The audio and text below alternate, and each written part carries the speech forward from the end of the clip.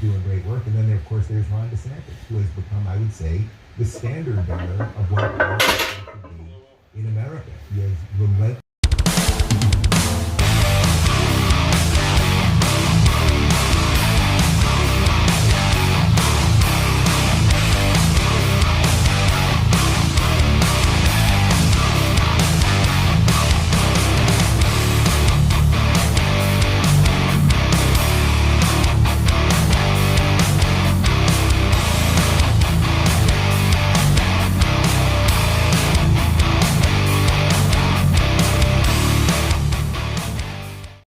Driving in my car. Alright, so what I wanted to talk about is lifting heavy into your 40s. Now, is 40 years old? Is 45 old? Is 47 old? A lot of people say, no, you're still young. What are you talking about? You're not old. No, you're right. I don't feel old. I feel like a 20-year-old most days. But it's sports old. I mean, there's a reason why NFL players are retiring in their late 30s. What is Tom Brady? He's 43. What is he, the oldest player in the NFL right now? And with his absurd, insane diet regimen, does anybody really want to do that? No, but I mean, we're also talking about a genetic outlier. The guy's a freak. You know, he's maybe one of a handful of players that have ever existed that can do what he does at his age. At such a high level. I mean, what, Brett Favre, he played till he was 41. How old was the sheriff? Did he hit 40? Yeah, I think he did. So there's guys, but they're all quarterbacks. You don't hear about 43-year-old linemen. No, so, am I an old lifter? No, but let's look at who's competing in the USPA. How many lifters are in the IPL right now competing in the world? Under 1,000. How many lifters are in the open division? Tens of thousands.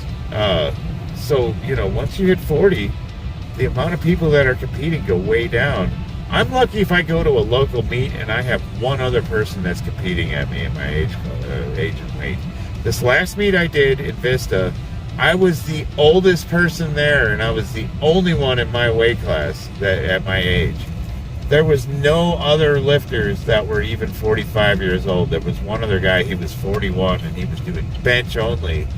And I'm glad I didn't cross-enter, because he got a medal, and he was so happy about it, and he benched like 295 pounds. He benched less than my warm-up. If I would have cross-entered, I would have smashed that poor boy's dreams. And I would have felt so bad about it. Oh, man. Oh, yeah, I was benching over 100 pounds more than him. So, what does that say about me? Well, I'm not natural. I am on testosterone. I don't know if that guy was. He could have been a completely natural lifter.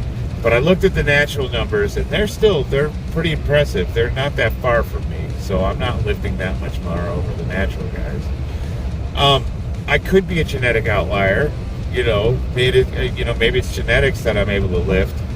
It could also be that I started late in life and I didn't spend my 20s and 30s getting beat up, so I was healthy in my 40s when I started. My first competition was at 40.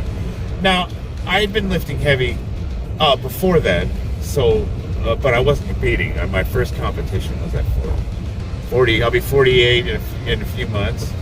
And I do have a couple injuries, but we're talking about our age. How are we able to compete? It doesn't matter what I can lift. It doesn't matter about my genetics. I'm talking about in general.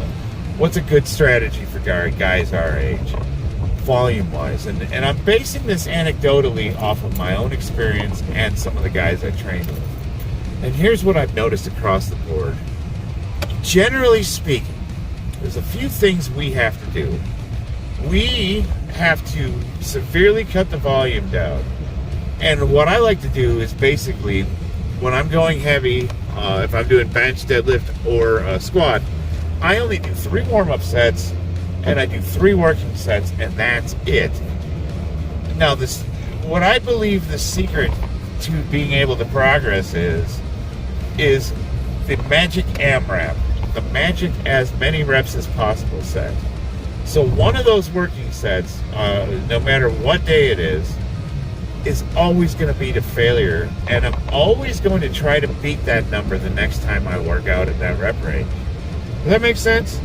So I like to do what's called undulating periodization. I've talked about this. It means I rotate rep ranges. The one bench session, I'm doing sets of 5s. The next bench session, I'm doing sets of 3s. The next bench session, I'm doing heavy singles. And then I'll do a deload, and then I rinse and repeat. I just keep rotating that rep range. I'm never doing the same rep range, the same workout.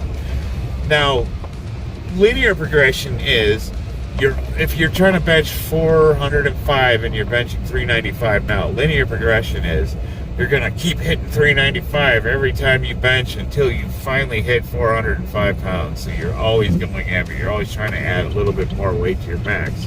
That doesn't work for guys our age. If anything, that's going to get you hurt.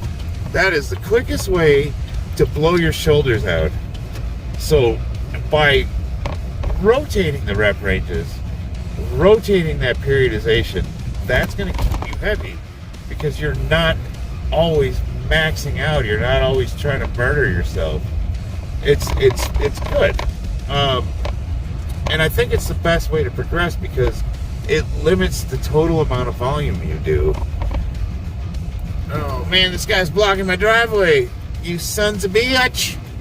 Hold on, I gotta get my gun and shoot this dude. I'll be right back. I'm joking. There's a construction project going around across the street. Parked in my driveway here, but I figured I'd finish our talk before I go in the house. It's raining outside anyways. So, what are we talking about? Undulating periodization, always rotating the rep ranges. One of those working sets is always going to be to failure. Every week, I'm going to try to PR that rep range. That's the magic. That's where I think 90% of my progress comes from, is that AMRAP.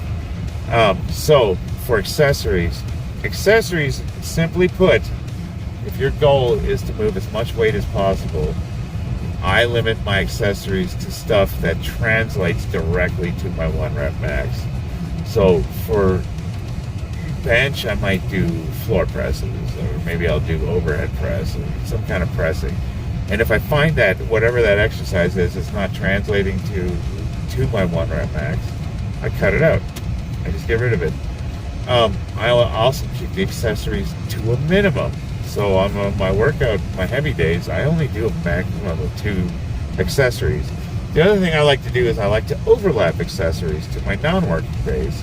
So if I feel like my volume's getting too high in a specific workout, but I didn't do everything I wanted to do, I'll wait till the next day and just fart around and do those accessories. So it's like a light day, but it's overlapping. So it's almost like combining 2 bench days into 1, if that makes sense. The next thing we want to talk about, I think is important, is diet and sleep. So now, I am not a dietitian, and my diet's not great. I can say I stay away from junk food, and I eat fairly clean, but for the most part, I don't restrict myself anything. I eat whatever I want. What I do correctly, though, however, is I maintain a caloric intake. So you want to try to come up with the number of calories that you need to maintain yourself. Basically, you want to find out how much you need to survive in a day based upon the amount of work you're doing, and that includes training. So for me, I found that when I'm training heavy, I need to eat right around 3,000 calories a day. Still, at the age of 47, you go heavy, you got to eat. If I eat a little bit more than 3,000 calories a day on a regular basis, I start gaining weight. If I eat a little bit less than 3,000 calories on a regular basis, I start to lose weight. So the takeaway is I track my calories and I make sure that I don't exceed that on a regular basis to maintain my weight. And I'm able to stay at whatever weight I want fairly easily within 5 pounds all year round. No problem. The issue is for a lot of people that have eating problems is, let's say they are tracking their calories and let's say they know where their cutoff is. Empty calories are easy to consume. So for example, if I ate all 3,000 of those calories in Snickers bars, you would find that it's a very small amount of food that would equal that 3,000 calories. And you're going to be super hungry the rest of the day. So, how do you combat that? Well, that's where high-density, low-calorie foods come in. Salads. I dare you to try to eat 10,000 calories of lettuce. You would die before you got it down.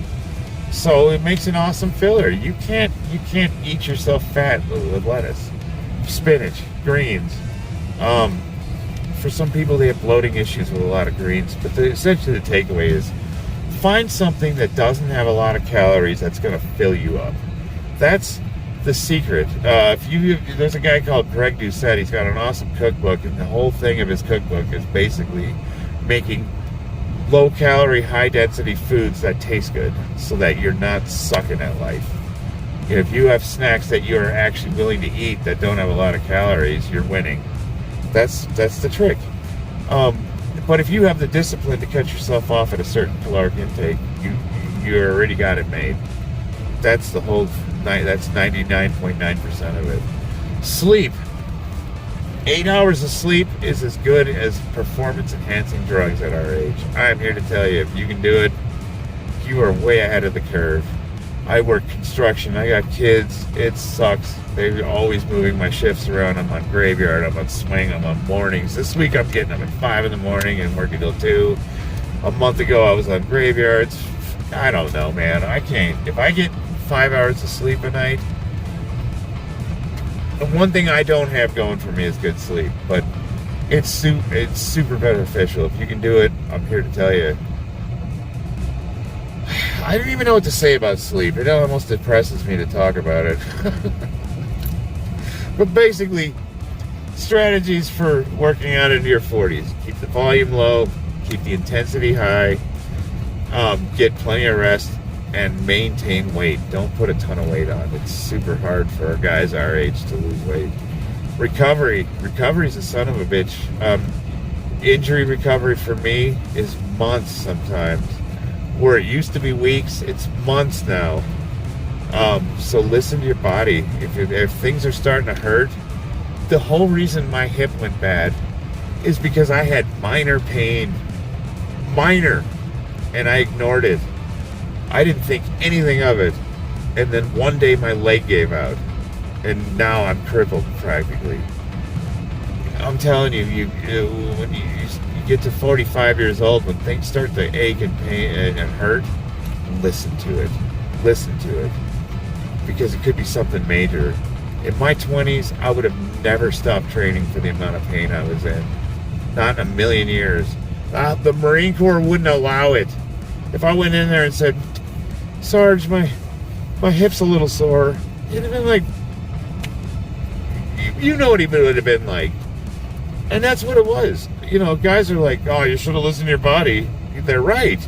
But what was my body telling me? My body was telling me that I was a little sore. No big deal. But what I missed was the signs. I was consistently sore in one spot. It was one spot that was just bothering me on a daily basis. And I worked through it, and I didn't have much problems until it just went. So I kept hammering and hammering and hammering. It was like a carpal tunnel. You get that little pain in your hands, and you just kind of ignore it. You're like, you got work to do. You can't just stop. And then one day your hand just clenches up, and the pain shoots up your arm, and it's so intense that you almost black out, and you can't bend your fingers. It's like that. That's the injuries that I had. So listening to your body is minor pains that are consistent in one area could be something major. So don't ignore that stuff. That's the one big thing that I learned about this last year was listening to my body means I need to pay attention to even that little stuff. But anyway, I got to keep this video kind of short, so I wanted to just touch on a few things that I've adopted as a strategy as a guy that's trying to compete into my 50s. And if you guys think of a topic, maybe I'll talk about steroids and PEDs on the next one. What do you think of that? It's good and bad. We should talk about it.